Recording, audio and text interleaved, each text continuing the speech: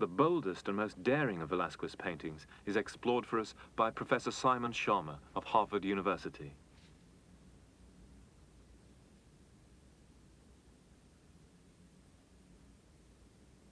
Las Meninas is, in the most literal sense, a challenging painting. Coming on it, we are challenged by no less than 6 pairs of eyes, trained intently on us.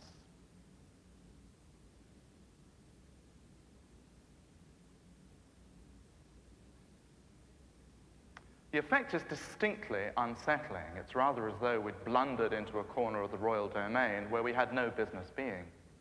But one pair of eyes and one pair of hands, those of the artist, ensure that once we've strayed into Velázquez's magic box, we can't casually take our leave and move on to whatever else happens to be in the next gallery. Pinned to the spot by the most extraordinary visual conundrum ever painted, our first reaction is probably to find out as best as we can what exactly is going on here. The most incurious explanation, but one we can surely start with, is that Velázquez has offered us an informal glimpse into his working day, producing one of the many portraits he executed of the royal princesses, designed to advertise their desirability in one of the marriages on which dynastic politics so crucially turned. Royal inbreeding had its problems, especially for the Spanish Habsburgs, exaggerating their family trademarks, pop eyes and lantern chin. And as if to compensate for this rather unpromising raw material, Velázquez provided brilliant production numbers, gorgeously costumed, using a daring blob and blotch technique to give the illusion of a dancing light playing on the kind of fabric, satins, silks, and taffetas that would best show them off. What else do we know for sure about this painting? From an account published half a century after Velázquez's death, we know that the scene is set in the royal palace of the Alcazar, in a room set aside for the use of the royal painter, one which he turned into his studio. Velázquez himself had been given responsibility for decorating the palace and installing its paintings, including 2 by Rubens that we can see dimly hanging at the back of the painting. The same account manages to identify nearly everybody in the composition: the 5-year-old princess, the Infanta Margarita, the maids of honors, the Meninas themselves, courtiers and guards.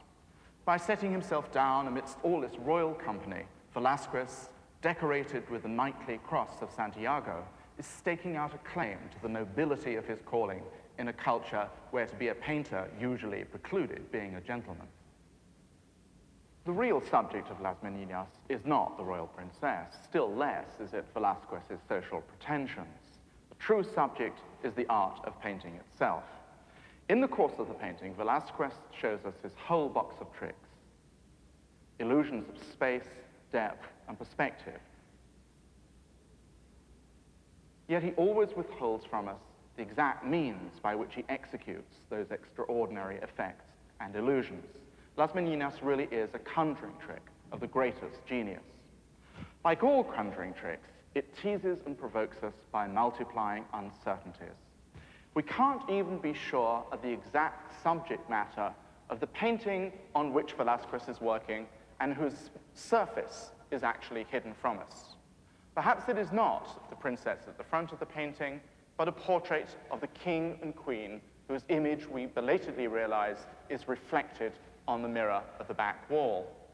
Yet in this cunning game between artist and beholder, there is a third possibility, namely that mirror reflection is not actually of the painting, but of the real king and queen, who've dropped by to observe, like royal eavesdroppers, their artist at work. Now, in that case, this would put me in front of the picture plane in the disconcerting position of the shoes of Philip IV. In all likelihood, the painting was meant for the private pleasure of the king alone, and the privileged eavesdropping implied by the reflection would certainly explain all the attentiveness of those gazes directed in different ways at the royal intruder. Yet there really is nothing deferential about this painting at all. In this realm, it is the artist rather than the king who is sovereign. Well, after all these amazing visual fireworks, it comes as something of an anticlimax to learn that Velázquez spent the later part of his life in an almost obsessive quest for gentlemanly status. The snobbery that made him hunger to be a knight of the Order of Santiago may seem degrading to us, perhaps. After all, the nobility of the man lay in his art, which he had taken to undreamt-of levels of sophistication and technical virtuosity. Perhaps our disappointment is just a measure of the huge distance from his culture to ours. His sublimely confident play with illusion and reality, with certainty and uncertainty, seems to make us want to recruit him as a fellow traveler of the modern world.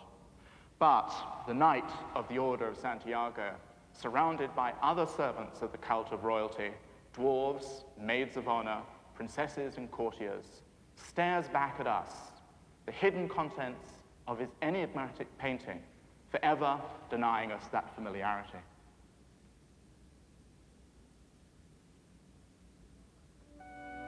Even more successfully than Velázquez, Rubens played the court game to perfection. As the years passed, honors piled up. He was knighted. He undertook difficult diplomatic missions. But religious and territorial wars in Northern Europe raged on. Rubens grew discouraged.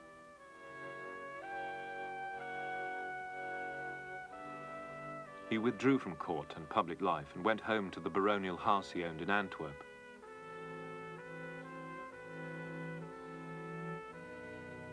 His first wife had long since died, and he married the 16-year-old Helena Formant.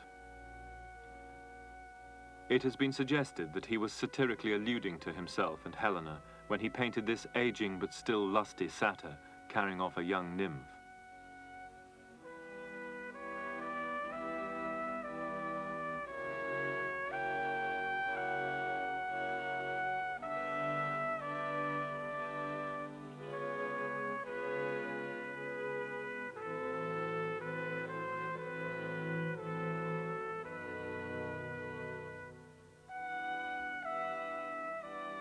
His paintings joyfully and sensually celebrated his love for Helena.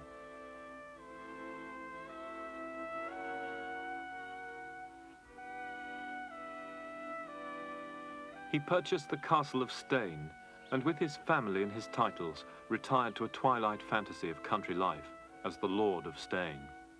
Rubens' landscapes are suffused with a kind of nostalgia. They evoke a dream of an aristocratic life, a life based on the ownership of land.